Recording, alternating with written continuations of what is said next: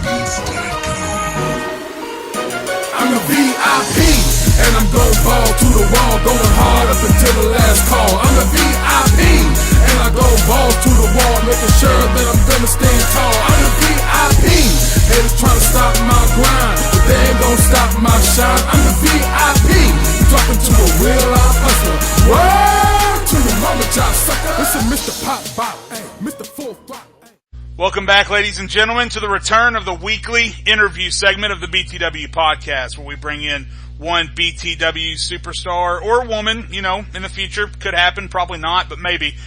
This week we don't have a woman. This week we have one half of the number one contenders for the BTW Tag Team Championships.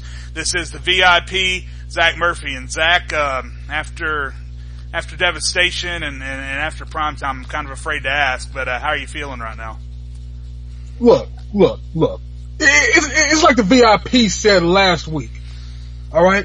The Shadow Warriors, Dave Shirai, Jay Blaze, whoever can win all the battles they want to. But at the end of the day, the big homies will win the war. I'm not worried about Devastation. I'm not worried about Primetime. I'm not even worried about live events, house shows, or nothing.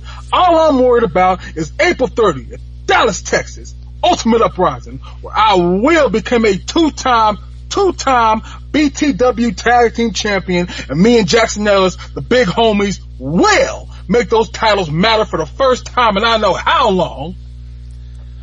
So we do have a lot to talk about as far as the tag team titles and Spike, who you face next week, RX, The Filth, all the other tag teams. But right now I want to focus on something that happened on Primetime, because you seem to be so focused on Spike and the tag team titles that all of a sudden here we got Jay Blaze coming out. Now, granted, and you may disagree with this, in fact, I'm sure that you will, you getting involved in a match with Jackson Ellis and Dave Shirai that you had no business getting involved in. Jay Blaze didn't seem to take too kindly to that, and it looks like you're going to get your chance to get some retribution in a no-holds-barred match on Primetime this coming week. So what's going on there? Okay, first and foremost, how dare you say the VIP has no business helping his partner, having his back? That is the point of the tag team. I know you're a broadcast journalist and you don't know nothing about actually getting in the ring and throwing your hands, but when you see your boy getting beat, you jump in there and you help him. That's how we do it in the streets and in the hood. And that's what Jay Blaze. Let me tell you something. The last time I was on VI Primetime, the VI pummeled Jay Blaze in the middle of that ring. And so next week, it's going to be the same exact result. I faced Jay Blaze when he was a snot-nosed rookie and New Rising. He got a fluke on me. I beat him on VI Primetime, my show that I made famous, VI Primetime. And next week, I'm going to beat Jay Blaze's bitch ass again for getting his nose in my business, who he has nothing to do with, and I'm going to make his punk ass pay. So since I can't ask... I will make him pay. Since I can't ask Jay Blaze, I mean, he seemed to have made it very clear that he didn't do what he did for the sake of Dave Shirai. So, I mean, in your own words, VIP, what is Jay Blaze's VI problem with you? Look. Sorry. Look. It goes back to the Four Horsemen. It goes back to New Rising. It goes back to Jay Blaze's entire tenure in BTW. Jay Blaze is a VI player hater. I'm going to say that again so everybody hears me. Jay Blaze is a VI player hater. He was insignificant in the Horsemen. He was insignificant on his own, and he's hating on the VIP because the VIP has always been relevant, has always been the guy, and Jay Blaze has always wanted what I wanted. But when you're from a low back, dirty, wet, dirt back city like Lowell, Massachusetts, you can't expect to be nothing in life. Hell, he's honestly, if we've been perfectly honest, he's lucky to got as far as he's gotten here. You know, tag champ, international champ. Now he's right on the coattails of DC's end champion Jin Kaze, and he's getting his behind beat by this quote unquote clique. And he thinks he can step up to me? He thinks he can step up in my affairs and beat me on Primetime? Oh, hell to the no. I'm gonna beat Jay Blaze. I'm gonna put him in his place. I'm gonna move on, and I'm gonna do something he hasn't done in years. And that's bring prestige to the tag team title. As far as I'm concerned, Jay Blaze is just a warm-up. It's like a stretch before the workout, you know? I don't know if you work out or nothing, but it's that workout stretch. That's what this is. This is the stretch. So while we're talking about Jay Blaze, just really quickly, because it doesn't sound like you two are going to agree on a hell of a whole lot, but if there's two things that I know about you at this current moment, Zach, it's that you despise Jay Blaze, but you are also a fierce BTW loyal. So we got Jay Blaze, who seems to be kind of the team captain of Team BTW as they take on these outsiders, the clique that have come into BTW and try to make a name for themselves. So where do you stand on the, some people call it a war between the independent stars coming into BTW and the BTW stars who have already been here? Okay, let me first off correct you. It's not that I don't like Jay Blaze. It's not that I despise Jay Blaze. I could care less about Jay Blaze. He's like a gnat coming in trying to eat your food when you're eating your lunch. You just keep having to swat him away. That's what Jay Blaze is. I don't care about Jay Blaze. And being perfectly honest, I don't care about these quote-unquote indies, these outsiders coming in to take my shine, because they're not going to take my shine. I don't care about VTech, Mullins, Zero. I don't even know these dudes' names. I mean, I came for nobody team like the Filth last night, and they're irrelevant. I lost because of them. I don't care if I was pinned. They're a distraction. They're in my way. They're in my business. And quite frankly, I don't care about these new job turkeys. If they want to come in and do what TJ Shadows has done and try to ruin BTW, then I'm going to be right there to stop them. They stay out of my way, and I'm going to stay out of theirs. But the second they step in my way, I'm going to VI put them in their place. I swear to God. I'm telling you, I'm not playing around here. Well, so let's talk about Devastation then. We got your four-man team, as you referenced, lost. Regardless of what led to it, you were the one that took the pin against Spike. I could see following that match how just absolutely infuriated you were, and it led you to challenge Spike to a one-on-one match next week on Devastation, which he just recently gladly accepted. So let me ask you, if you took the loss against Spike this week, what made you so confident that you could challenge him one-on-one next week? Let me tell you something. This loss doesn't count, okay? You saw how the match ended, right? No, it doesn't count. And I'll tell you why it don't count. You saw the ending, right? You saw the ending. You saw how Spike tagged himself for I wasn't looking. I booted Michael Johnson in the face, and as I was going for the pin, the referee neglected to tell me, the cheating ass referee. You see, BTW referees are worse than NBA referees. They really are. He had the nerve to not tell me that Spike tagged himself in, and as I was crawling to get the VI pin, Spike put his nasty, ugly spiked boot on my temple with that sneaky ass spike check, and he got the fluke pin on me. It was a fluke pin. It didn't matter. It shouldn't count. And next week when we get to Wichita, Kansas, I'm gonna show everybody how much of a fluke last night was. Spike ain't better than me. He never was better than me, and he never, ever in his miserable ass army life will be better than me, because Spike is who he is because of me. And I'm gonna prove that next week on Devastation when it's one-on-one, no distractions, I'm tagged myself in while the VIP's not looking, that's clever. No, none of that jive. It's gonna be a man-to-man fight. And I'm gonna show him who the better man is. Not the better wrestler, not the better soldier, not the better tactician. The better man. And I mean that. So, Zach, let me ask you a question. It's a real simple one. What exactly happened with you and Spike? And this isn't the first time we've seen this shit in BTW. We saw with Ralston making shadows so he was in BTW. That didn't work out. Then we saw Masterson bringing in Silva. We saw how that turned out. And now we got you and Spike, and the exact same thing is happening. So what happened between you and Spike? And in your opinion, is it even possible to have a mentor-student relationship in BTW anymore without it completely faltering? Let me answer that question by saying this. First off, me and Spike still have that mentor-student relationship, and I'm teaching Spike right now at this very moment. Oh, so it's tough love. Yeah, it's tough love, exactly. Sometimes your student has to learn the hard way. Sometimes you gotta get in there, and you gotta discipline him the hard way. Let's flash back to Grand Showcase. I was on the way to one of the biggest matches of my life against Kevin Ralston. Now, Spike and TJ Shadows have just won the tag team titles. And what do they have the nerve to do? They have the nerve to leave the show early, How disrespectful is it to guys like me and Kevin Ralston and Jason Masson and guys who paved the way for these snot-nosed punks like TJ Shadows to just come in, only care about what they do, and then leave? That's the problem with BTW. You have all these new young bucks disrespecting us OGs. You know what I'm saying? And they come in here and it's like, oh, I won my match. I can leave now. Oh, I lost my match. I'm gonna go home and cry. Forget what everybody else is talking about. BTW should be one cohesive unit. And Spike and TJ Shadows used to remember that, but you know what, Jay? They forgot. They forgot what BTW was all about. And I gotta go back and I gotta teach them the hard way. Because it's not just hurting the tag team titles. It's hurting BTW as a whole. Okay? Because someday I'm gonna be gone for good. I'm gonna be retired. Then Master gonna retire, DC gonna retire, Kevin Ralston gonna retire, and I gotta pass the torch to guys like Spike. And if guys like Spike don't get the get down now, then how are they gonna teach the next generation to get this get down? They not. So I'm gonna teach Spike personally, my way, my personal way, by taking away something he has shown he does not deserve, and that's those tag team titles. And it starts next week. Next week, I'm going to show General Spike exactly what he's getting himself into, exactly what he signed up for, and exactly what he accepted. I'm going to show him who the man is, who taught him, who's the teacher, who's the student, who's father, and who's son.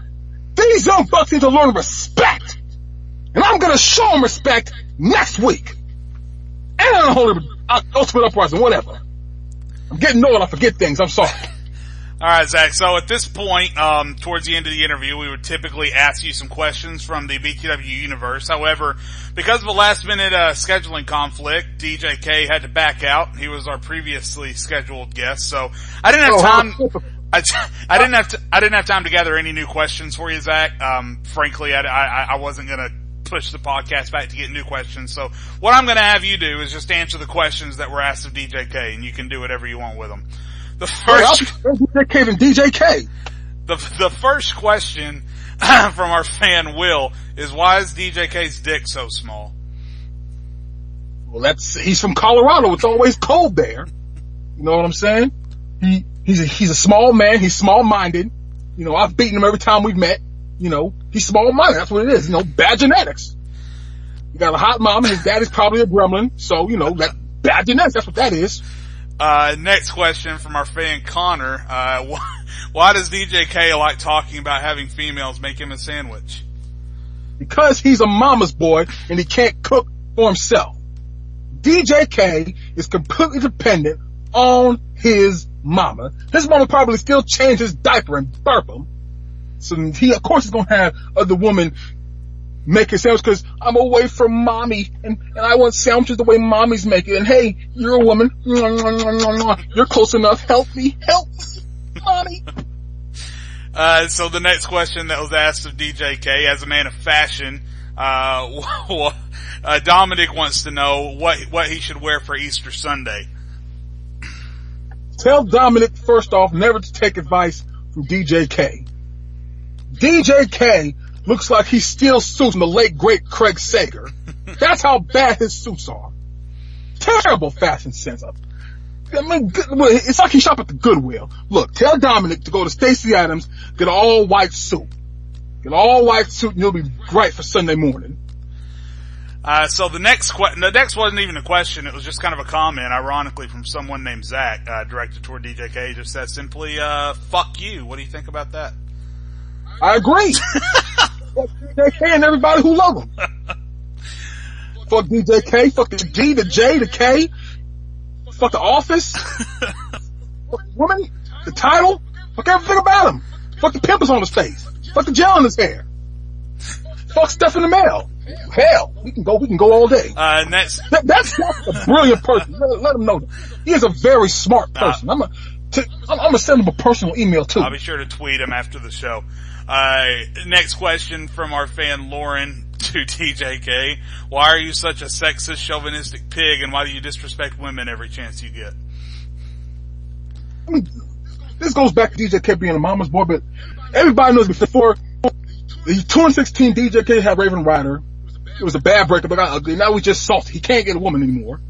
So he's just mad at all the women anymore. He might as well, he might as well, join the LGBT community, see if he can find any luck there. You know what I'm saying? Cause DJK, he just not good with women. He has no game. He has no game whatsoever. You know what I'm saying? He doesn't know how to talk to women. He doesn't know how to treat a lady. So he just spurts up out the mouth. You know what I'm saying? He's a mama's boy. He's just not a ladies' man. You can't be a mama's boy and a ladies' man. It just can't happen. And that's DJK, and that's why I beat him 3 times, because he was too busy sucking Raven Ryder's titty and being distracted. That's what happened. Well, we say a lot of words on this show, but for some reason titty just sounds like a word that should be edited out. I'm not exactly sure. We'll have to check in with the editing team on that. Next question from TJ. Where do you see DJK in 5 years? I see DJK in the dumpster asking for money. I see DJK on the street corners asking for crack. I see DJK in a retirement home trying to call his mama to visit him. In fact, I see DJK. You know what? I see DJK on the street corners in Los Angeles trying to be relevant. Hell, I can see DJK carrying my bags in 5 years, being my bag boy. I'll hire him. He's good for carrying people. He carried Chris Banks. And that's what carrying my bags. Zach, so before we get you out of here, man, as we do with every guest on the BTW podcast, I'll give you the floor with 1 or 2 additional minutes here. If there's anything further you'd like to add before we get you out of here, now's the time. I'd gladly do it. You guys are talking to the very best, listening to the very best person in BTW history. Okay? I'm the best single star. I'm the best tag team stars. If I could lose this weight, I'd be the best junior star. I could get a sex change and be the best woman in the history of BTW. I really could be if I wanted to. You are rocking with the best. Okay? And all these fan favorites you guys love so much, the Jinkazes, the DC Zam Chams, the RX Suckers, the Shadow Warriors.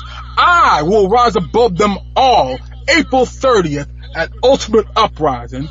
Oh, and one more thing. To hell to each and every one of you who voted Michael Johnson instead of me to win March Madness. I hate you all. I despise you all. And I hope all the bad things in the world happen to you all and nobody else but you all who voted for Michael Johnson over me. March Madness should have belonged to me, and that's understanding what I said.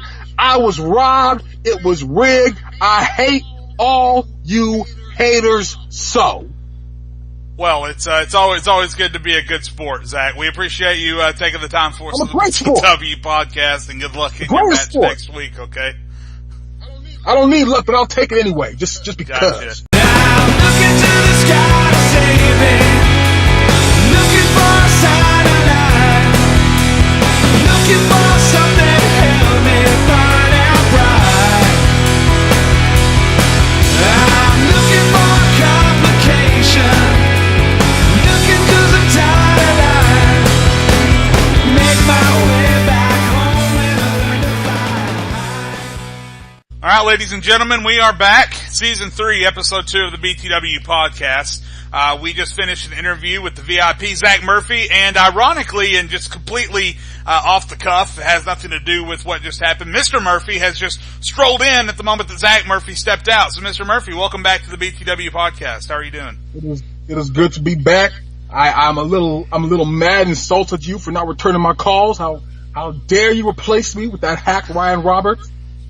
Yeah, I was hurt. I cried into my pillow a little bit, but I'm okay now. You know, I'm cool. I'm ready to go. You know. Well, yeah, and just so everyone knows, Brandon and Ryan will be my usual co-hosts, but Ryan is currently serving jail time. He didn't know that there would be actual cops outside of the prom when he took his girlfriend, and he mine was telling him no, but my body telling him yes. But my ice cream truck was going do do do do do do do.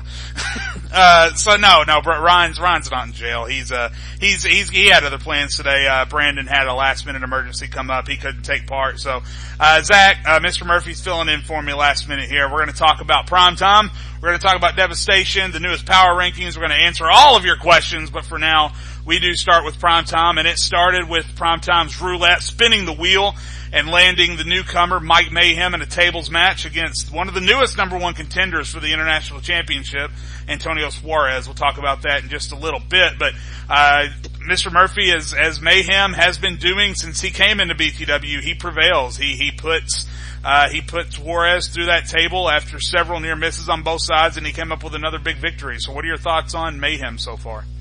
Let me tell you something. This boy has a future. This boy could be the next franchise player in BTW. He's working so hard already. He's gotten himself noticed. He's gotten the people talking. He's really got himself out there in this big victory, his first victory on a main show against Antonio Suarez. You got to believe this boy could be Rookie of the Year early on. In fact, I call it now. Mike Mayhem is already my favorite for Rookie of the Year BTW. I'm telling you, this boy's going to be huge. I can't do anything to argue that. There are a lot of newcomers that have come into BTW that we haven't seen a lot of yet. So and plus we got everyone that might qualify. I mean, they do qualify as BTW rookie with Chris Mullins and VTech and Zach Zero. So that's quite a big statement to say that Mayhem might win the Rookie of the Year, but at the end of the year. But I have no reason to argue it at this point. Next up in the night, we had the battle for Hotlanta as we had Jackson Ellis taking on Dave Shirai, customed out, dressed and decked out, in their Atlanta gear, and the VIP Zack Murphy was at ringside all through the match. Zack Murphy getting involved, attacking Shirai when Ellis wasn't looking, distracting the referee towards the end when it looked like Shirai might have Ellis tapped out, and then right in the middle of that, Jay Blaze comes running out.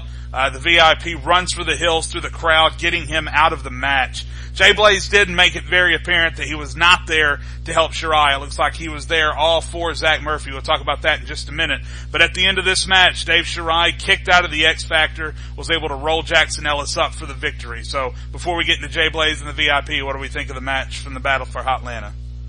Man, I'll tell you something. Jackson Ellis blew that lead like the Falcons blew the Super Bowl.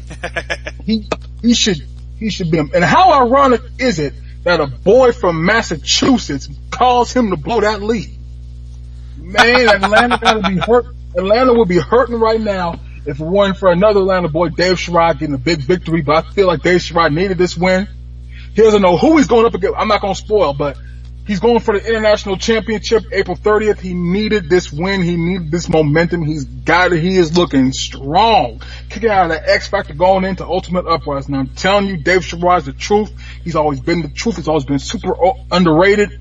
And this international title win could give him over the cup. And, you know, I've always been the statistics guy on this whole podcast. If Dave Shirai wins April 30th, he becomes the first man ever to win a Devastation Grand Slam. So he'll have won every title on the Devastation board if he wins April 30th. So this win, I'm telling you, Cal, you better watch out. He better step up his game.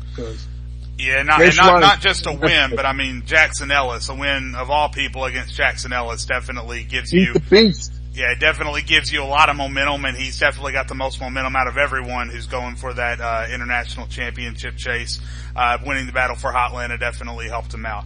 And then in our main event, we saw something we don't often see. We saw superstars from current superstars of the WWE making an appearance in Matt and Jeff Hardy coming in. They weren't exactly broken, but they were the same old Hardys that we were used to seeing. Ladders were out, tables were broken, chairs were thrown.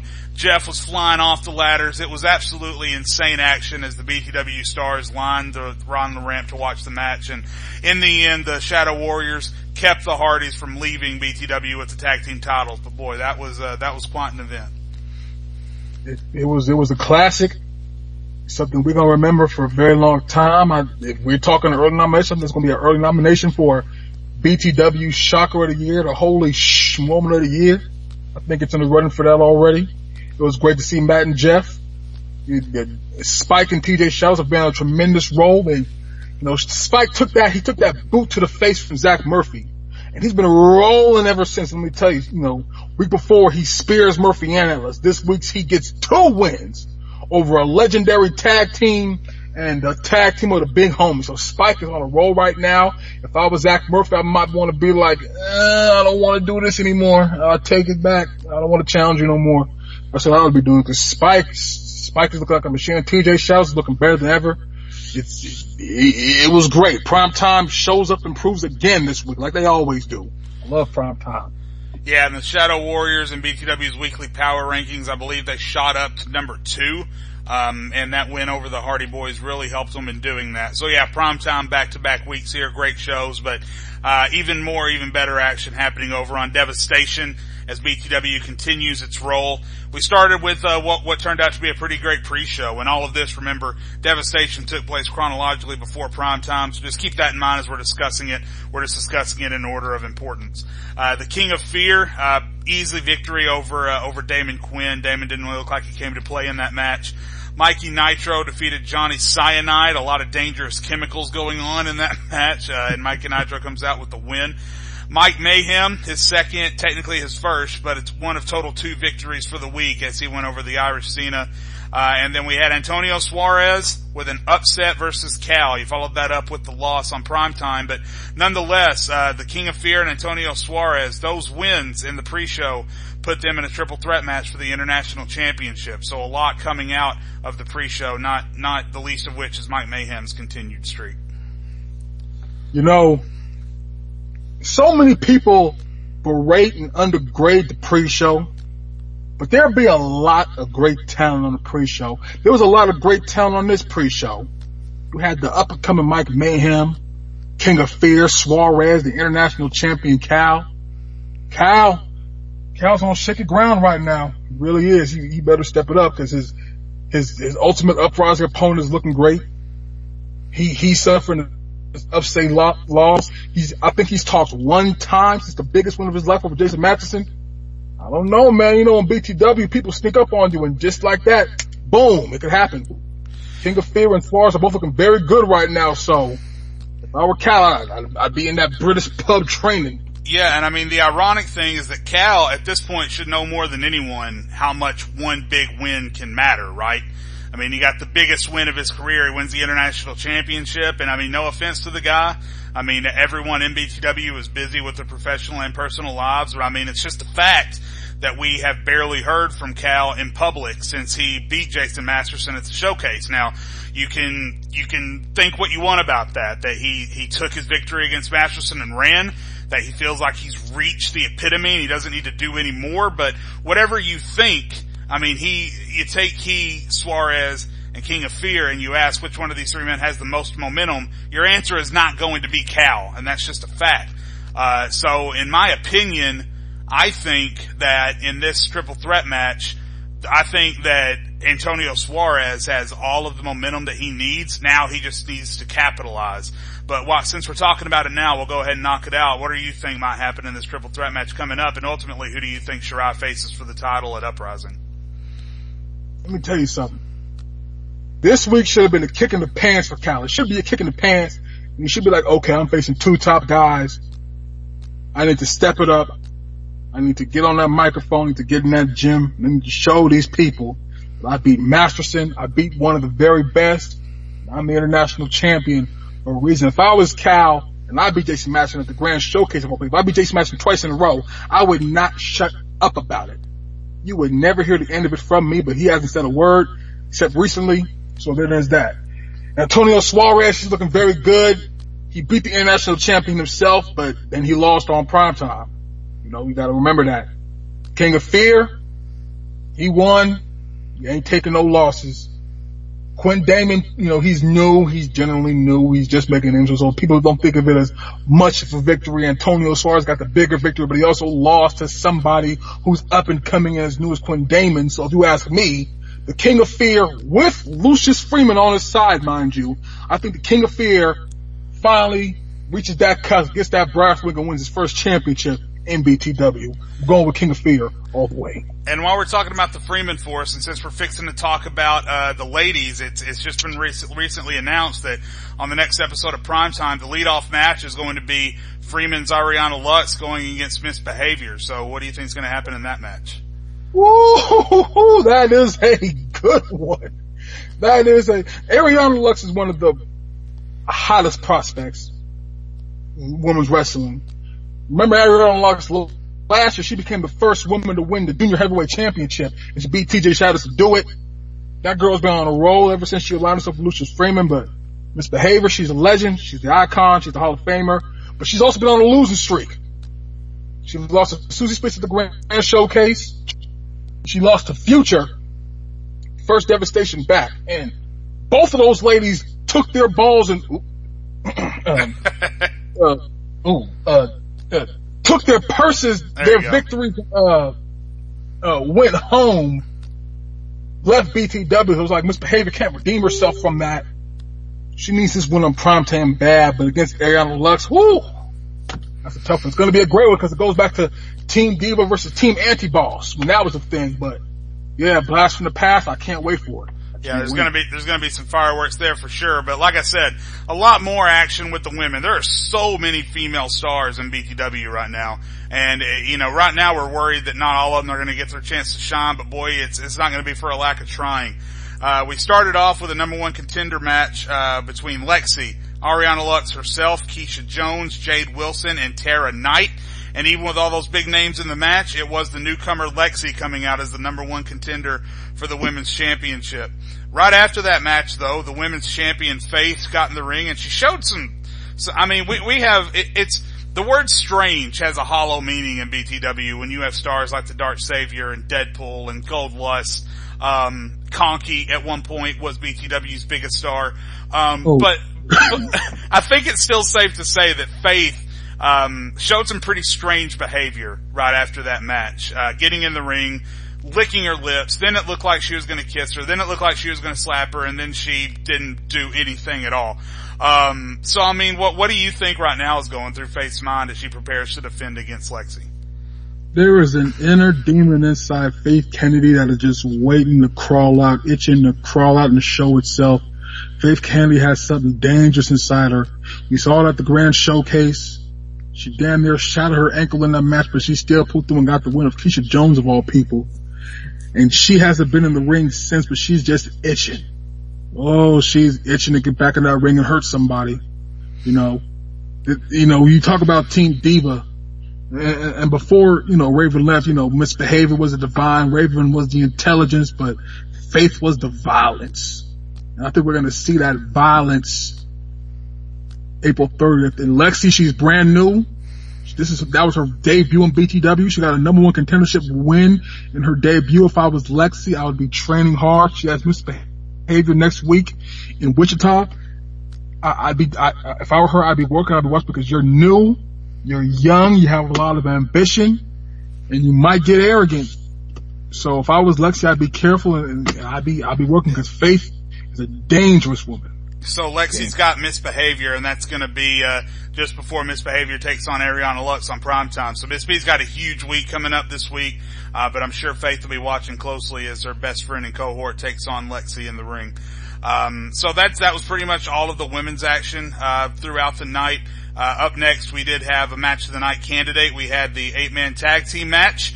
It was the Filth and the Big Homies taking on RX and the Shadow Warriors, and in the end, a lot of crazy action, but Spike tagged himself in, hit the Spike check on Zack Murphy, got the winning pinfall as the Shadow Warriors and RX defeated the Big Homies and the Filth. And following that, an embarrassed and defeated Zack Murphy in a rage challenged General Spike to a one-on-one fight, and that's what that match is going to be. It's not going to be a match, it's going to be a fight next week on Devastation. So, your reaction to the match and your anticipation for the one-on-one match coming up next week.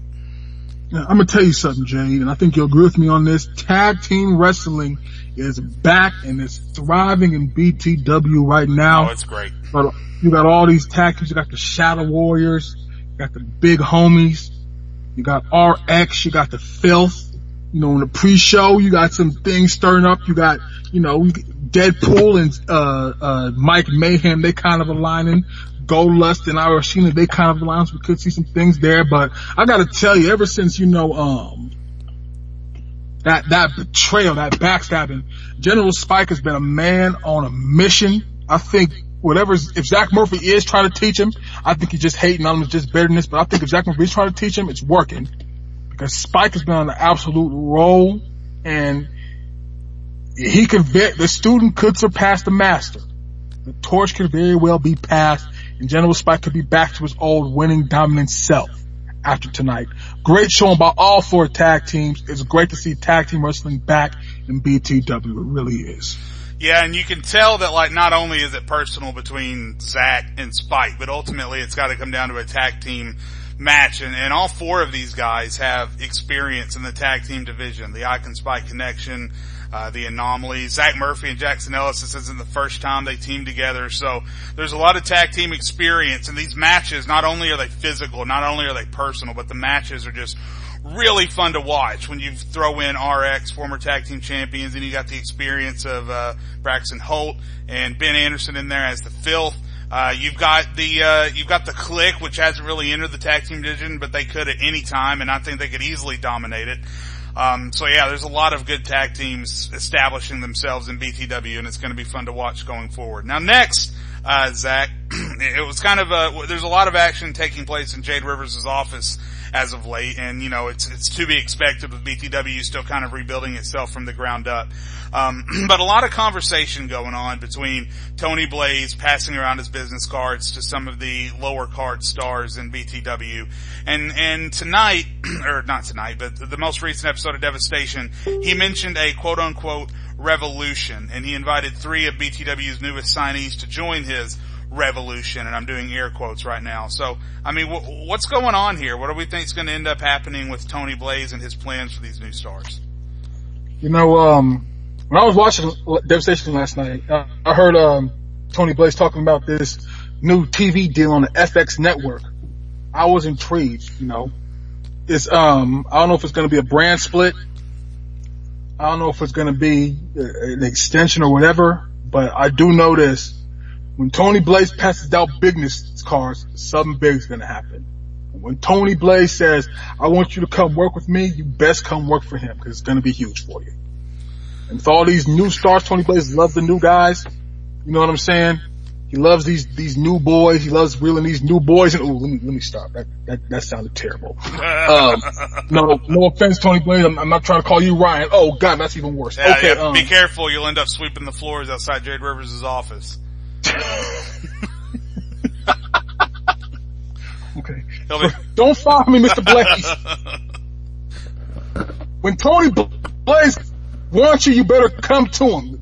Sign with him, align with him, roll with him. That's what I'm going to say on that. Yeah, I guess you could say Tony Blaze can really make men come with one finger, huh? Okay, listen, Tony, I'm sorry. Ryan isn't here. I don't have a target. I'm swelling with blue balls with jokes to make, and I don't have anybody to do so. I need to, I needed to bust a joke nut out on somebody, Tony, and you just happen to be you, so don't take that personally. We are so canceled. Well, we might as well get everything out now since we're going to be canceled anyway. Oh, God. So moving on, not only is the tag team division alive and going strong in BTW, the hardcore division is as well. And this has been super fun to watch, especially when we have a guy like Travis Johnson who, let's face it, when you see the guy, you see him sipping tea in his mansion surrounded by women in bikinis. He is not. You ask anybody who is the number one person that you would imagine leading the hardcore division, and Travis Johnson would be about the 9th or 10th person that you'd say. But there he is. He's the hardcore champion. He's in the top 3 of the power rankings consistently every week. He hasn't taken a pinfall or a submission since I can't remember when. Now, he was on the losing end in the tag team match, that included Colbert, Grimm, and Callahan taking on Wagner, Savior, and Johnson.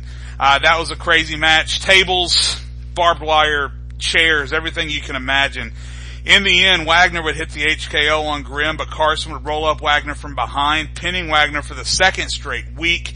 This has launched Carson up the power rankings up to number 11 this week, I believe he was.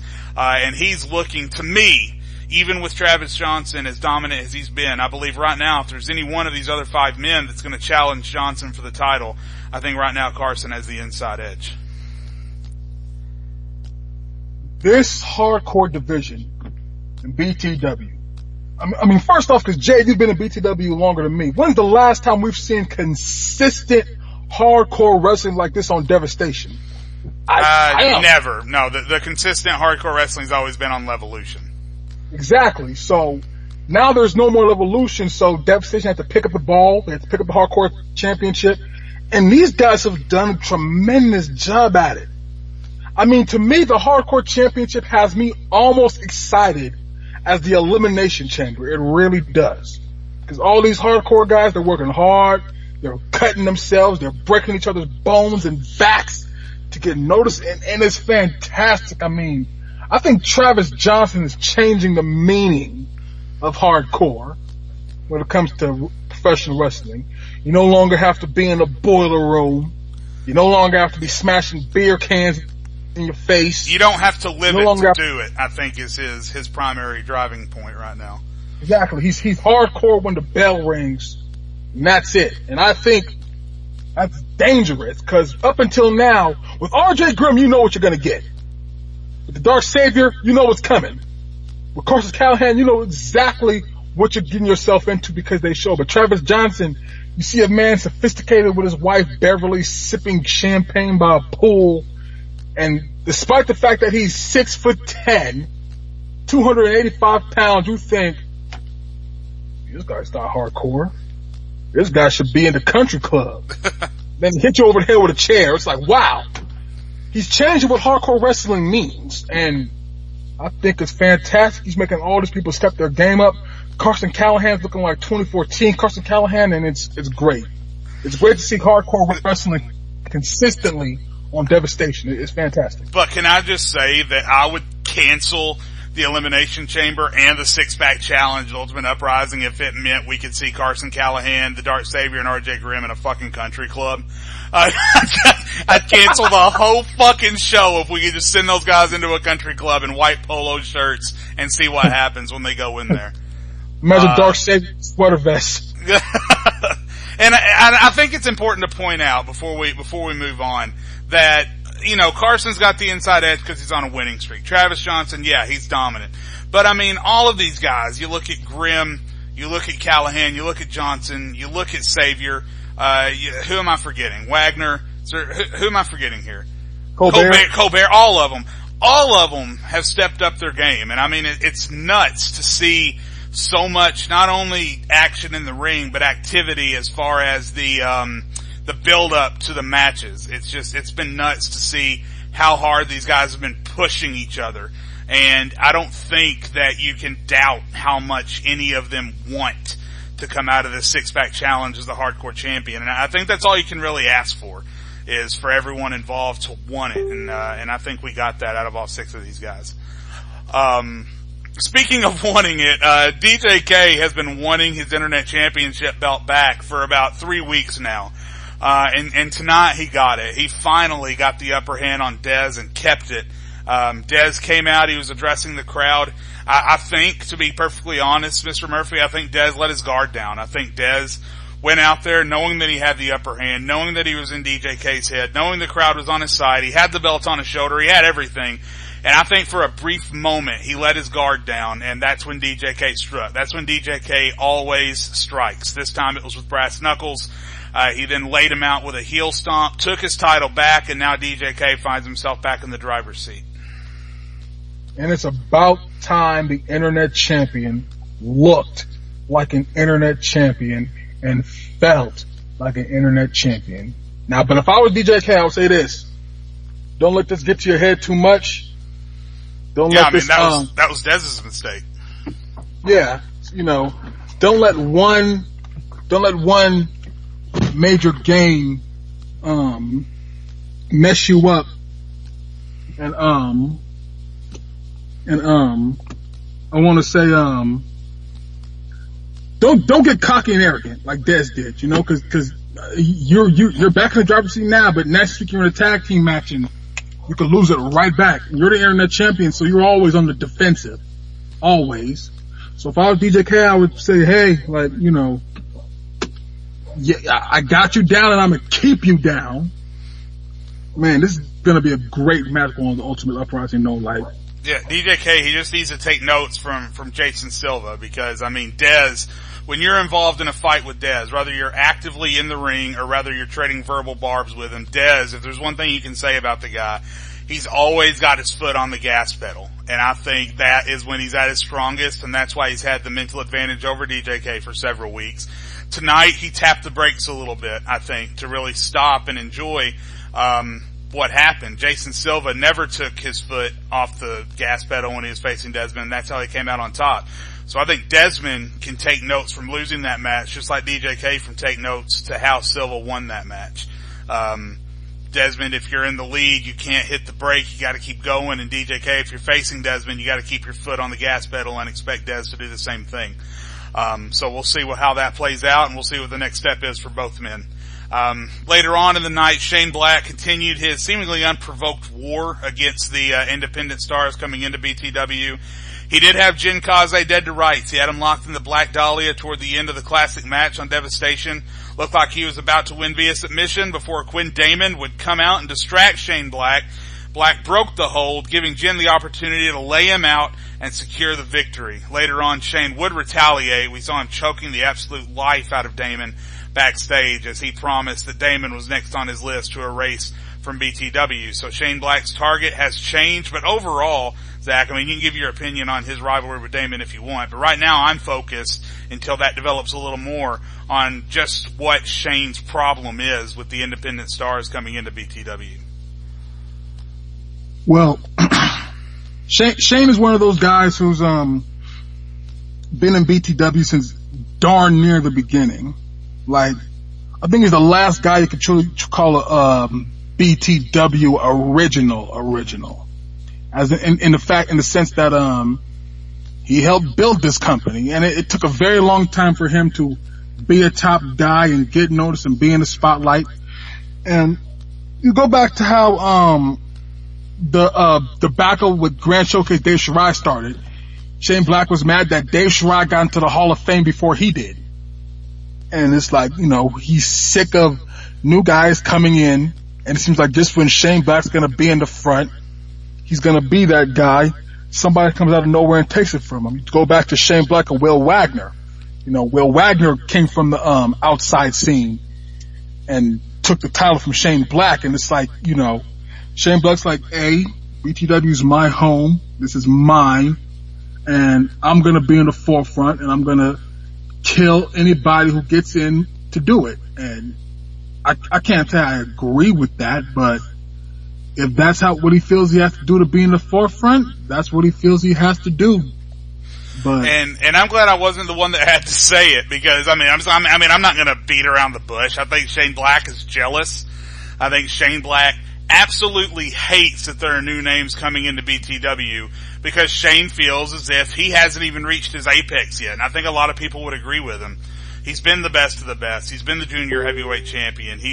But he's never been BTW champion. And I think that really weighs on him. And I think that he came back here to Devastation when it came back. He wanted to go for the BTW championship, and now it seems like every time he tries to take a step in that direction, here comes, VTech. Here comes Quinn Damon. Here comes Chris Mullins. And every time a new rung is added to the ladder that he has to climb. And I think he's jealous of all the attention these new stars are getting, and he's looking to put out their flame before it gets a chance to extinguish his own. But yeah, it looks like he's got Quinn Damon to handle first and foremost, so we'll have to see if he can get past there, and we'll see what happens with him after that.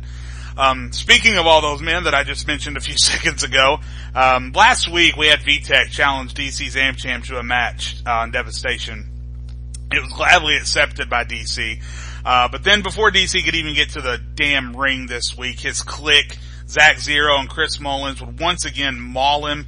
And just as they were about to finish him off, backup arrived in the form of Jay Blaze and Jin Kaze. They waved lace to the clique and challenged them to a 6-man tag team match at Ultimate Uprising. Boy, oh boy. This could be a show stealer. It really could, because you have 6 great wrestling athletes in this match. And I think as wrestlers, as talker, with the exception of DC Zamchin and maybe Jin Kale, all of these men are vastly underrated. To me, Jay Blaze is always the most underrated member of the Four Horsemen. And then you have V-Tech and Chris Mullins and Zach Zero, who are legends outside of big time wrestling. But at big time wrestling, they're still trying to find their cuff.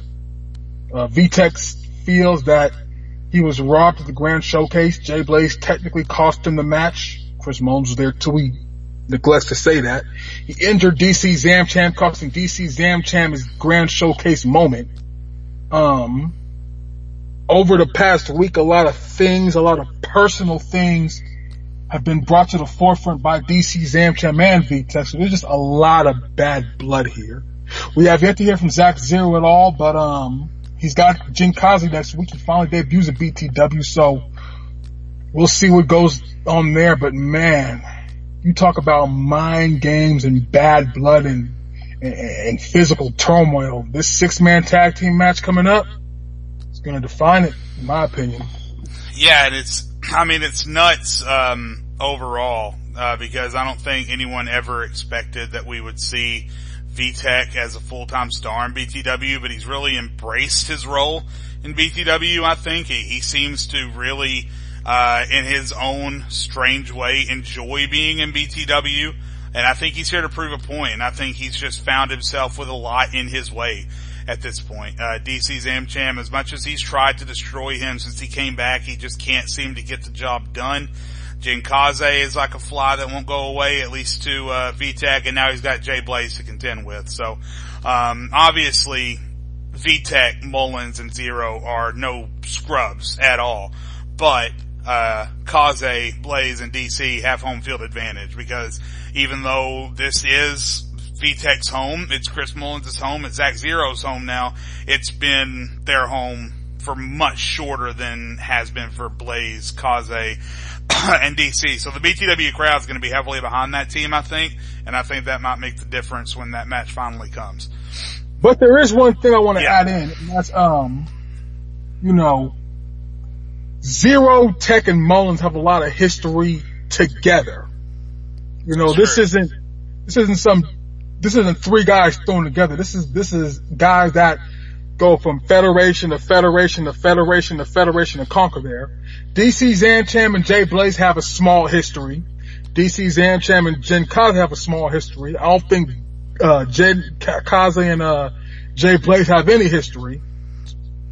So when you boil down to it, these are 3 guys that are very skilled, but they're basically thrown together into a tag match against a cohesive unit that knows each other like the back of their hands. Yeah. So you got to factor in that advantage. And I'm gonna go off of that to our next match, because cohesion is a perfect way to lead into talking about the main event, because it was a complete and utter, just absolute lack of cohesion between Masterson and TB2. They didn't even fucking try to exist as a cohesive unit. And that's what ended up costing them the match against Kevin Ralston and Jason Silva. I think either one of those guys was in a position to finish off Kevin Ralston at one point in the match, but they couldn't stop fighting over who that was going to be. And yeah, I mean, there was a lot on the line. The winner of this match gets to pick their number in the chamber, but because neither one of them wanted the other to win, neither one won. And Jason Silva capitalized with a super kick, pinned Jason Masterson, got redemption over both men for his losses the past 2 weeks, and now Jason Silva gets to pick his number for the chamber, which we all presume will be 6, but we'll have to wait and see what happens. So, right after that match though, we did have Big T come out. We didn't know if he was going to be able to make it to Devastation after being crushed through the ring on primetime last week, but there he was, fully recovered and appearing to be 100% as he laid waste to Jason Silva. KVE not pictured. So, overall, Zach, obviously I'm not going to ask you to pick a winner for reasons. But overall, what are your thoughts on how the chamber lead up has played out so far? It's been a tremendous lead up. You could tell there's going to be absolutely no alliances in this match. You can tell Jason Silva is indeed a target. He is by far the smallest man in that matchup. 6'1", 210 pounds. That's a lot smaller than every other man. I want to throw in a factor, a little thing your way. We know how determined Jason Silva is to prove himself. When I see him, it's like, yeah, I want to be the guy. I want everybody to know and believe I'm the guy. And he's up against 4 of these 5 men are BTW Hall of Famers, legends, icons in this industry. And most of these men, except Kevin Ralston, are entering an environment they never entered before. Jason Masterson has never been in an elimination chamber. Ken Von Eichenberg has never been in an elimination chamber. Big T has never done an elimination chamber. Neither has TB2 or Jason Silva. Kevin Ralston is the only person who has any experience in this type of match. And then you factor in, Jason Masters has never even competed at Ultimate Uprising. This is the 4th one. In his entire tenure of BTW, he's never been to this event. So if I'm Jason Silva, and I want to prove I'm the guy once and for all, maybe number 6 isn't the number I choose. Maybe I'm Jason Silva and I'm young and I'm cocky and I think that's a cop-out. He might be like, what? I'm going to enter first. The last time we had an opportunity like this, Desmond wanted a chance to pick his number in the BTW Rumble. Out of 30 men, he picked number 1. Jason Silva might be that same kid because he's young, he's ambitious, he's got his teacher in the match. He might go foolhardy and gamble and put all his chips on the line. Let's not act like Jason Silva's not wanting to not do that either. I think he'll be like, I'm gonna go on foolhardy. I'm gonna pick number 1, and I'm gonna beat all those men one by one to be the greatest this company's ever seen. And I think, frankly, he would be incredibly stupid to do that. No offense to that opinion or to Silva, and no offense to any of the guys that I mentioned, but if he was in a chamber match with Deadpool and Goldlust and Johnny Cyanide and Conky and the Irish Cena, yeah, maybe he picks number 1, but not in a chamber match with TB2 and Masterson and Ralston and Eichenberg and Big T. It is suicide. I repite por favor. Suicide to pick number 1. And if Jason Silva picks number 1 just to prove a fucking point, then he deserves to lose this match. And that's all I'm gonna say, because there is no possible way, nilch possible way that anyone comes out of a match like this picking number 1 and wins. If you're number 1, I'm not gonna pick a winner, but I can guarantee that the person who enters at number 1 is going to lose. I'm not... Wait. Because if we look at history, the 2015 BTW Elimination Chamber, Spike was the first entry, and he won. And then you look at 2016, DC Zamcham was the number 2 entry, and he came out on top. So I don't know what it is. Maybe it's just a matter of attrition, or I wanted more, but lucky number 1 entering in first could be a secret weapon for Silva. I'm not saying he should enter at number 1. That's not what I'm saying at all, because you got 5 guys well rested coming after you, and you're the BTW champion, so you're the one they're all looking at. But I'm saying it has been done, Jade, and it could happen again. I just don't see it happening. I really don't. If it does, more power to him. We're speaking completely on conjecture right now. We have no idea what number he's going to choose. But all I can say is that if I were Jason Silva and I saw all the men in this match, there is zero way that I would choose number 1. But like I said, we'll see what happens. That's the end of the rundown for the action this week. We do have our Q&A section, so thanks to everyone in the Big Time Wrestling Lounge for sending in your questions. So here's our first question from Will. Who is one BTW star that you thought had the potential to be a world champion but never made it there? What do you think? A couple of names come up in that category, but I think KVE for both of us. Let me just throw this out there. I think KVE at this point is probably at the top of the list, at least for me. Right, and he's at least up there. And now that he's back, it's like he's somebody you're honestly rooting for.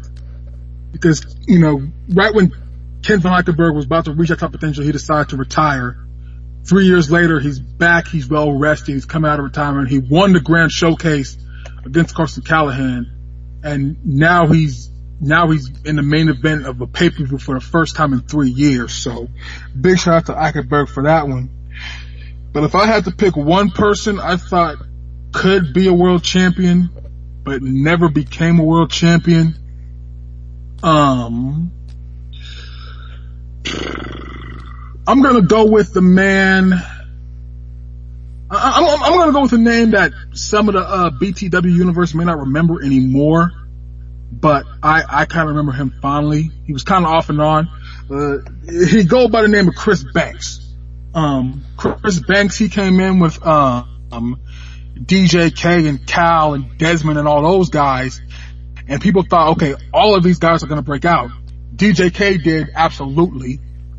Desmond's on the cusp. Cal was on the cusp. He's kind of falling off. But Chris Banks, he's kind of taking time off right now. But I feel like that's somebody who, if he really pushed himself and persevered, he could have been a world champion. Excuse me. And actually, I was going to say Chris Banks too. But actually, I think back in the summer of 2015 over on Levolution, I think Chris Banks pushed himself as hard as he could absolutely go, but he ran into an absolute buzzsaw. He ran into a main event scene that included the world champion at that time, Dark Savior, Jason Masterson, Logan Lethal, DC Zamcham, and he got to that four-way match at, I can't remember what pay-per-view it was now. I honestly can't.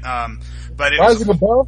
It might have been Rising Above, and it was a four-way match between, no, it was not Rising Above, because that's when Masterson and Ralston had their Michael Johnson versus Silva match, and Masterson was in this main event. I can't remember when it was, but it was a four-way match that Banks was in. That's the closest he came, but what are the odds of going into a four-way match with DC, Savior, and Masterson, and anyone coming out on top? So, I honestly think Chris Banks gave his absolute best that summer, and I think that had a lot to do with him leaving and retiring, because he gave his absolute all into that match, and he just couldn't come out on top because of the competition that he ran into. So yeah, I'd probably say Banks too. Like you said, other names, Cal, Dez, toward the top of that list as well, but I think KVE and Chris Banks would probably be at the top of it. The next question, let's see, let's take one from Michael Johnson. When you see the letters BTW, what is the first thing that comes to your mind? Big time. I know it's kind of a cop-out because it stands for Big Time Wrestling. It's not kind of a cop-out, it is a cop-out. It's the upper echelon. It's the top. It's the cream of the crop. People love to crap on BTW because they took that hiatus for a month and a half. And they take a hiatus, they're not good anymore and they can never be good. But if from Grand Showcase on is any indication, BTW's back like it's never left. And you see all these people wanting to be in BTW, wanting to come here, wanting to compete here, all these outside guys becoming BTW exclusives. It's the big time, no doubt. In fact, if I had to not cop out and think of another word, I would say upper echelon. That's the first word I think of. It's the upper echelon of professional wrestling. So internally, I would probably say family, because we are a close-knit group of people. Externally, I would probably say infamy, because I think BTW has always been infamous for one reason or another. But yeah, internally and externally would be two different things. Let's see, who do we got next? We had a lot of people submit multiple questions, but we're running low on time, so I'm just gonna pick the best ones out of here. Let's see. I said only one, but I'm gonna take a couple from Ryan here. The first one, we'll just try and make them quick. The first one is, who do you think is the Mount Rushmore of BTW, and who do you think is closest to replacing anyone on it? Okay, right now I would say the Mount Rushmore of Big Time Wrestling is Jason Masterson, VIP, DC Zamcham, and Kevin Ralston. Main reason I say that is because if you take the top 5 or top 10 BTW feuds and matches of all time, all of those men have at least 2 or more each in that category. But if I had to pick people that could replace them on that Mount Rushmore, DJ K will be the first on my list. followed closely by Jason Silva. After that is Jackson Ellis. If a woman could do it, I would say Misbehavior could easily be the female of Mount Rushmore. In terms of overall history, TJ Shallows is up there. General Spike. We have so many huge names here. I could go on for days. Well, not days. That kind of demeans Mount Rushmore itself, but right. I have my set 4, but I could have another 4 and maybe even another 4 after that to replace it. Yeah, so I mean, I hate to cop out too, but I can't really argue with any of that. I really can't. I think the only name that maybe has a stake in being in the current Mount Rushmore, which you said Masterson, DC, Ralston, VIP, and like I said, I can't argue it. But the only men who maybe have stakes for arguments, in my opinion, to be on the current Mount Rushmore would be the Dark Savior, possibly Mason Acid, who, when he was in BTW, was one of the single best competitors in BTW. Those are the 2 names that stick out at the top of my head, but then everyone else who you said was right there in line to topple, yeah, I would absolutely agree with that. The next question from Ryan that I wanted to get out there, if you could go back and relive any feud, go back and watch one more feud over as if it was the first time, which one would it be? Well, I would say Masterson or Ralston, but that seems like kind of a cop-out, because that's everybody's favorite. But if I had to relive one feud and just go through it over and over again from start to finish. You know what? I'm going to go with one many people might not name, and that's DJK and Jason Silva. Because I felt like, one, they were the international champion and internet champion. They're not the world champion, but those two, that feud, elevated both of those titles, and for it being the grand showcase, you know, DJK won Heel of the Year earlier that year. Jason Silva won Face of the Year. So it's like, you know, it's BTW's biggest show versus BTW's biggest villain, and those two did everything in their power to steal the show and outdo one another, and I think they did that. To me, it's a top 10 feud. You know, it was only a month long, but I would love to relive it and see it again. And I think one I have to pick, and this is a feud that pops in my head every time, and for obvious reasons, it's a Masterson feud. I think the one that I would relive, that I could watch over and over again, would probably be the feud that I call Masterson versus Everybody. And this is when Masterson went to Levolution. He lost to Kevin Ralston at the Grand Showcase, and all he wanted was to leave Levolution and go to Devastation to chase after Kevin Ralston, and everybody from Brent Booker to Kevin Matthews to Franklin Zamora said, no, you can't do that. So he went to war with the Rising. He went to war with Jade Rivers. He went to war with the Fighting Irish. He went to war with Logan Lethal, Chris Banks, Dark Save. He went to war with almost literally everybody on the Levolution brand, because that's what it took to get to Devastation. And I think that brought out a lot of great in Jason Masterson, and I think that Jason Masterson brought out a lot of great in everybody else. And it was a lot of fun to be a part of and a lot of fun to watch. And I think that's one everybody forget, because everyone just kind of assumes that whole year was just Masterson versus Ralston, but there was a lot that happened before Masterson even ever got the chance to go to Devastation. So yeah, that one was really fun. Speaking of feuds, and this is a question from somebody else named Zach, and this may be a cop-out question for you since you're the one who asked it, but, so which feud are you digging the most in BTW at this very moment? True. DJ Kane and Desmond.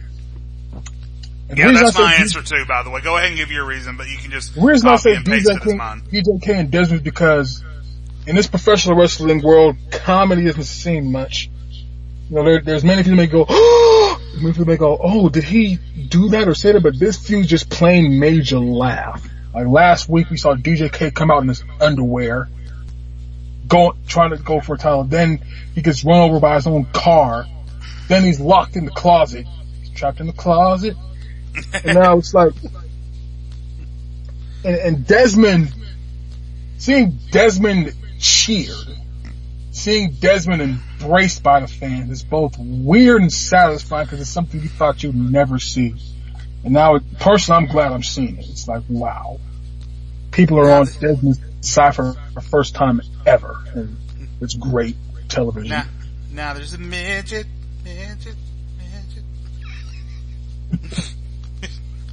God, I want to go back and watch those now. Those were so fucking funny. But yeah, I think that the thing that makes it great is that not only is it funny, but then it's also very personal. And it's also got the, possibility and to be very dangerous, when you have two men like DJK and Dez. So it's like, yeah, we laugh and we joke, but eventually these guys are going to start punching each other in the face, and it's going to be super fun to watch. So I think that's what makes it great as well. So here's a question that is almost impossible to answer, and I think, so what was asked was, who do you think will be the BTW champion by the end of the year? That's an impossible question to answer. I think the better way to ask it is going to be, out of everyone who's not in the chamber match right now, who do you think has the most potential to be the BTW champion at the end of the year? Well, I'm going to go with VTech. And the reason I say VTech is because he has Chris Mullins and Zach Zero by his side. And, you know, it goes back to the Four Horsemen, Black Justice, the RWO. When you have a good cohesive unit of guys who back you and support you and want to see you succeed, odds are that's going to happen. So I could easily see VTech, with all the upside he has, being BTW champion by the end of 2017. And, you know, maybe Chris Mullins will win like the hardcore international title, Zach Zero internet title, or they win the tag team titles. I see this clique being very successful as a cohesive unit by year's end. So the easy answers are going to be Desmond, DJK, Travis Johnson, guys who have already established a lot of momentum. I think one guy who I would like to see at main eventing next year's Grand Showcase would be Jay Blaze, if he can get his way out of this 3-on-3 situation and really establish himself as a single star again. Jay Blaze also, he belongs in that conversation just as much as Chris Banks and KVE about top stars who haven't been a world champion yet in BTW. So I think I'd like to see Jay Blaze in that position. So the next question, I'm skipping a lot of the real general ones here. I think we'll ask one more and then we'll close on the last one. But so this one is from Lauren. Who's your favorite woman in BTW right now? Out of the 30 that we have on the station right now, who is your favorite? I am about to cop the hell out with this answer here because this woman has always been my favorite woman. I think she'll always be my favorite woman. But I'm gonna go with, Keisha Jones on this one. She's somebody who's, you know, it always feels like the women's division in BTW is always better with someone like hers around, someone so uplifting, inspiring, but got that same mental toughness at the same time. If I'm gonna go with a non-cop-out question, I'm gonna go with, I guess I'll say Faith. She's the women's champion. She's come a long way. She used to be just, you know, little misbehavior, but now she's kind of stepped into her own thing, doing her own thing, and I look forward to seeing what she does with that title. But yeah, Keisha, KJ, that'll always be my favorite. My favorite not named misbehavior would probably be Ariana Lux. Oh yes. She's got a lot of attitude. She's talented in the ring. She's great on a mic. And then also there's a lot of, and I'm just stating facts here, especially with some of the newer ones that have come in. I've seen a lot of, bad backstage attitudes lately. And Ariana is one of those who has come back, even though she's been successful in the past, as you stated. She's not coming in expecting anything to be handed to her. She's coming in and she's going to earn everything that she gets, and I respect that about her. So that, on top of her promo quality and her in-ring skills, makes her my current favorite on the women's roster. So the last question here is kind of a breaking kayfabe question, but who do you think will, and I'll word this so the way everyone can understand, out of everyone right now who the crowd does not like and everyone who the crowd does like, who do you think is most likely to change their relationship with the crowd by the end of this year? And when we say end of this year, let's go ahead and say by the time Grand Showcase comes around. Who do you think has the potential to have a complete attitude switch, as tends to happen in professional wrestling? Yes, it does seem to happen in professional wrestling a lot, doesn't it? And let's not say Kent Von Eichenberg, because he could be a heel tomorrow and a face the next week. He's the heel of fame, isn't he? You know what? If I had to really sit and think and be like, are you more likely to be for the fans, or are you more likely to turn against them? And I think when frustration sets in and you get to losing, it's a lot easier to just say, I blame the fans, they're a distraction, yada, yada, yada. But I'm actually going to go a different route and say, I think by the end of the year, this person's going to be a crowd favorite, and that's Antonio Suarez. He's got so much swagger, charisma, Mexican machismo. He really embraces that Mexican heritage, despite spitting on his opponents every chance he gets. He has a, if I may say this, Eddie Guerrero vibe to him. A real hateability but likability about him too. And I can see the fans really getting behind Antonio Suarez. They hate him now, but I think given the right motivation, they'll love him later. Yeah, probably, I mean, we've already seen some, right? I mean, I never thought I'd see Jay Blaze getting cheered by the fans again, but he is. I never thought I would see Desmond, turn over a new leaf, but he has. So I'm gonna throw out one that is either going to be right on the money or just really, really wrong. And I'm gonna say Jason Silva. Because it feels like at some point everybody has a bad day, right? So far, Jason Silva has not had a bad day. I mean, he does everything the right way. He goes out. He doesn't cheat in his matches. Even when he loses, he finds ways to smile for the people. I just think eventually that has to run out. I really do. And I think that he is no longer hunting, right? Jason Silva is the hunted. Even when he's no longer the BTW champion, if and when that happens, things change when you're a BTW champion. I mean, just ask Murphy and Ralston and Masterson and Xavier and anyone who's been a world champion. You are no longer the hungry rookie anymore. When you become a world champion, you, regardless of whether or not you have that title on your waist, you are one of the men that the new guys are going to come in and say, that guy's the guy I need to beat. That guy's the guy I need to take down. So we'll see what happens now that Silva's in that slot. He's handled it well so far, but it's only been a couple of months. So we'll see how Silva handles throughout the year, no longer being the hunter and now being the hunted. I wonder what a theme song would be. Because you can't be against Vince and come out to Hero. That's not gonna work anymore. Maybe he'll just remix it, maybe like overdub it or whatever. I'm an asshole, so fuck you now. just completely change the lyrics. I think we can work it out. Alright, Murphy, so before we get out of here, man, I wanted to talk to you about the newest power rankings for BTW. These are now released weekly, barring any sort of hold up that may come from week to week. We won't go through the entire listing. You'll be able to see that in the Big Time Wrestling Lounge, but we'll just talk about some of the biggest movers.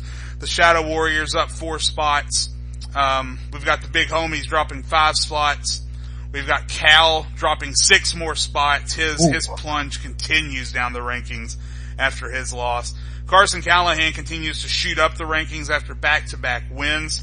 Mike Mayhem shooting up 6 spots. And then we've got the Click, Lexi, Antonio Suarez, the Freeman Force, Jen Kaze and Jay Blaze all joining the rankings where they weren't there last week. So there's a lot of spots available this week. And there's not going to be any available this coming week because, like you said, we've got a bunch of guys, 10 guys, I think, that are included as lumberjacks, and I think all of those guys, except for maybe 2, are on the power rankings right now. So it's safe to say that unless anything major happens to any of those guys outside of the ring, they're not really going to move on the rankings. So that's going to include, Ralston is 1. We've got Carson is 2, TB2 and Masterson are 3 and 4, Eichenberg is 1. So there's a lot of spots on the rankings that are not going to be immediately available this week. But yeah, you're right. Lexi is one that could shoot into the top 15.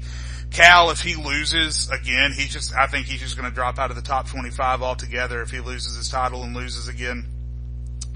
Antonio Suarez obviously could get a big bump. The Freeman Force, if King of Fear wins the international championship, could get a big bump.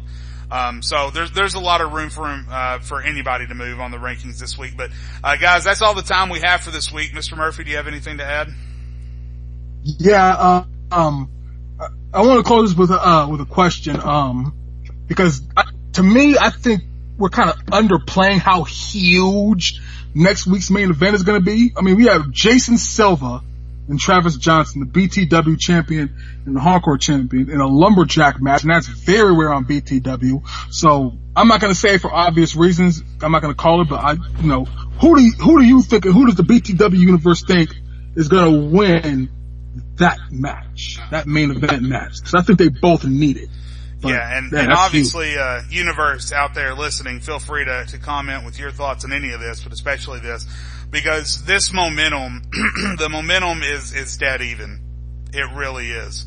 I mean, Silva maybe has a tad more because he won his tag team match. Travis Johnson's team lost, but really through no fault of his own, and both have been on hot streaks recently, and then both men are going to have 5 men outside the ring that want to kill them both. So there's not really an advantage to be had there. Really, no matter what side of the ring either of these guys go out on, they're going to catch a beating. So really, regardless of who wins this match, as huge as it is, and it is going to be huge, it's going to be absolutely huge. It's one of the biggest main events Devastation's ever had. But these lumberjacks, man, I think the 10 guys outside the ring have just as much to gain as the guys inside the ring, right? Because they could really, really soften up Silva and Travis Johnson. If they could injure them. Yeah, exactly. So I think while it's important to realize the size of this match and the magnitude of it, I think it's important also not to underlook how important it could be for the lumberjacks, even though they're not directly involved. I believe you. Travis Johnson's a much bigger man than Jason Silva, but you gotta realize it's 5 technical guys and 5 hardcore guys outside that ring ready to chomp at the bit. So, but honestly, the idea of Jason Silva and Travis Johnson in itself to me is huge, because it's one of those matches, like, you may not think of it as a dream match, but when you hear it on paper, it's like, whoa, this is a dream match. This could main event a pay-per-view. This could main event Heatwave. This could, so I'm just very excited to see. Travis Johnson's already spoken, and when Jason Silva retaliates, he retaliates with passion and hunger and fire. I can't wait. This is going to be a great week for BTW with this card. You have Murphy and Spike. You have Zack Zero debuting. You have this lumberjack match. It's going to be great. Yeah, and don't forget Primetime too. We didn't really talk about next week's card, but we do have, just real quick, Miss B versus Ariana Lux. We have the Dark Savior versus Michael Johnson, and we have Jay Blaze versus the VIP Zack Murphy. You gotta back it up for a second. You said Michael Johnson versus the Dark Savior? Yes, I did. Man. Oh man, that's good. Alright, so we'll have to talk about all that next week. Hopefully next week Brandon and Ryan will be back with me. But until then, with Mr. Murphy, I've been Jade Lowe, and this has been the BTW podcast. We'll see all you guys next week. And that is word to your mama, Josh Suckles. Yeah, white boy talk. Yeah. Redneck. Bye. Yeehaw! Alright, see you next week.